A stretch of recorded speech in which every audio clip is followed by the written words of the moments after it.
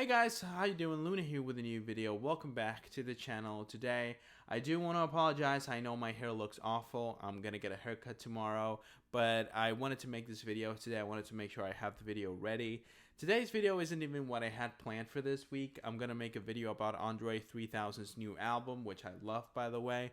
I think it's a really interesting release, so I wanted to make sure I took the time to research all about it and to listen to the album as many times as possible before I do the review, because I think it's not only a good album but a really important album, and I explain why in the review I'm making about the record.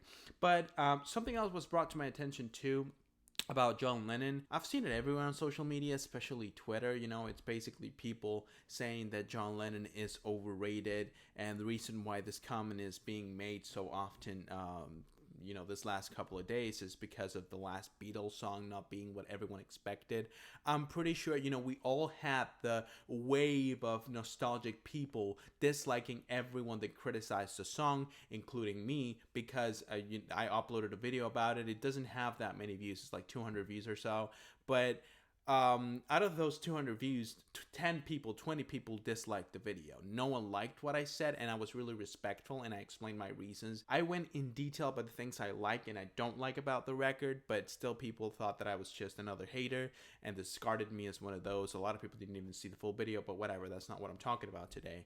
A lot of people grabbed the fact that the song was really underwhelming, because let's be honest, it was. It wasn't anything great, and considering this is the last Beatles song, we were waiting for something way more epic, or at least not epic, but at least better, a really good song. Obviously we were not going to get that because there's no more material to get those type of songs from. However, if you don't have the material, then why the fuck would you release the last Beatles song? It doesn't make any sense. However, if you want to know my reasons why I don't like the song, you can go to that video. It's posted on the channel. I uploaded it like 2 weeks ago. It's called The Last Beatles Song. Go ahead and check it out if you want. But out of that controversy with the last Beatles song, a lot of people use that as an opportunity to argue that John Lennon as a whole, as an artist, is overrated.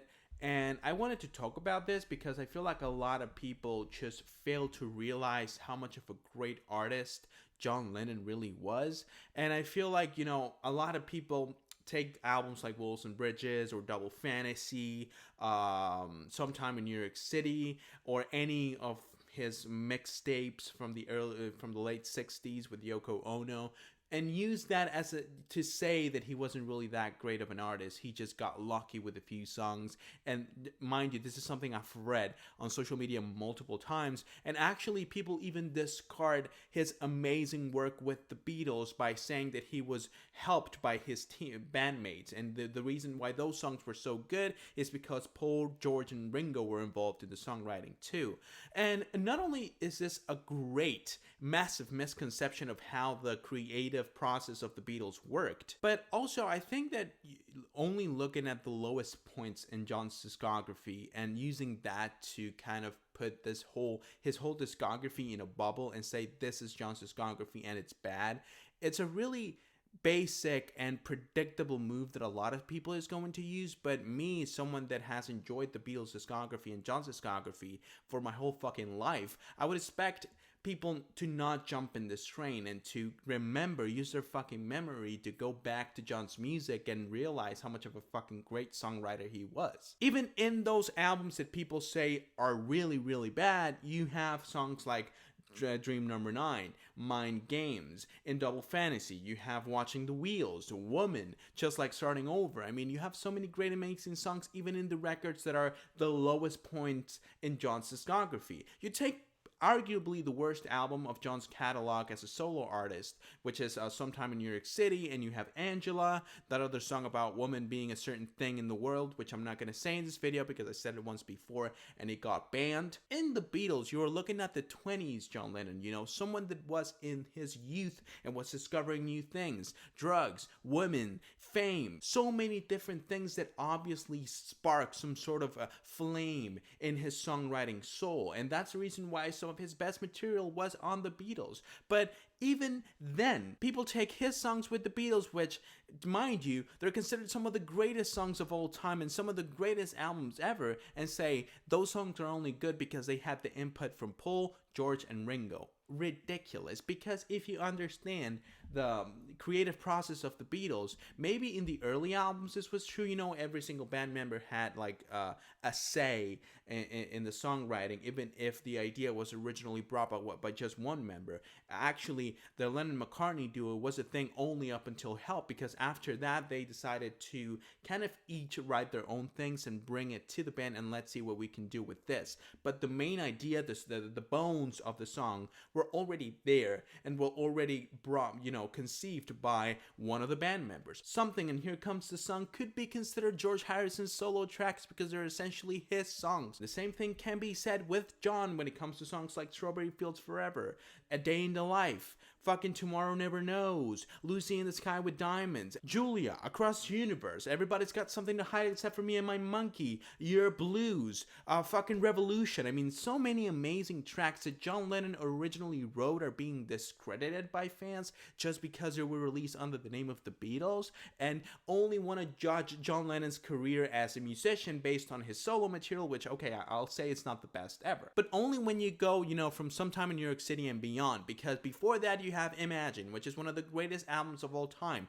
with one of the greatest anthems for peace ever written with Imagine. You also have How Do You Sleep, which was essentially the first diss track ever made against Paul. You also have songs like How, Crippled Inside. I mean, so many amazing tunes. And then you have Plastic Ono Band, which is considered to be one of the most primal and raw albums ever made, and an example of how to express your feelings through the music, with great songs like Mother, God, Hold On, and I Found Out, for example, Well. I mean, so even if you're not counting the Beatle years, which is a really stupid thing to do, you still have a pretty remarkable career. You don't only have bad albums. Actually, Double Fantasy and Milk and Honey, his material on those albums is really good. It's just Yoko's there in the middle of the whole thing, ruining everything for everyone. And I'm sorry, I know that, I'm not supporting people hating on Yoko Ono, but me personally, those albums sound great when she's not in there. So yes, maybe by the end of his career he wasn't releasing his best material.